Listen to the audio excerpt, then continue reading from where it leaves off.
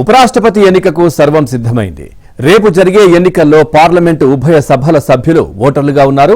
ఇక పాలక ఎన్డీఏ తరపున మహారాష్ట్ర గవర్నర్ సిపి రాధాకృష్ణన్, విపక్ష ఇండీ కూటమి నుంచి సుప్రీంకోర్టు మాజీ న్యాయమూర్తి జస్టిస్ బి సుదర్శన్ రెడ్డి పోటీ చేస్తున్న సంగతి తెలిసిందే. ఇక తమ ఎంపీలు ఓట్లు సక్రమంగా వేసేందుకు వీలు కల్పిస్తూ రెండు కూటములు ప్రత్యేక కార్యక్రమాలు కూడా ఏర్పాటు చేశాయి. బీజేపీ ఎంపీలకు ఆ పార్టీ అధినాయకత్వం తలపెట్టిన 2 రోజుల వర్క్ షాప్ నిన్న ఢిల్లీలో మొదలైంది. ప్రధాని మోదీ దీనికి హాజరయ్యారు.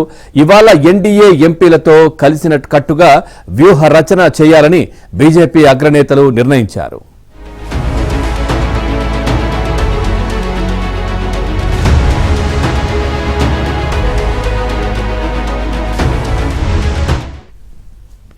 ఇక విపక్ష ఎంపీలకు కాంగ్రెస్ నేడు మధ్యాహ్నం నవీన్ధాన్ సదన్ సెంట్రల్ హాల్లో మాక్ పోల్ కూడా నిర్వహించి ఓటు ఎలా వెయ్యాలో వివరిస్తుంది. రాత్రికి ఏఐసీసీ అధ్యక్షుడు రాజ్యసభలో ప్రతిపక్ష నేత మల్లికార్జున ఖర్గే వారికి విందివ్వనున్నారు. అన్ని పార్టీల ఎంపీలు ఇప్పటికే ఢిల్లీ చేరుకున్నారు. వివిధ రాష్ట్రాల్లో పర్యటించి ఆయా పార్టీల మద్దతు కోరిన సుదర్శన్ రెడ్డి కూడా దేశ రాజధానికి వచ్చేశారు. ఇక తాను ఏ పార్టీ తరపున పోటీ చేయడం లేదని, రాజకీయాలకు అతీతంగా తనకు ఓటు వేయాలని ఆయన ఉభయ సభల ఎంపీలకు లేఖ రాశారు.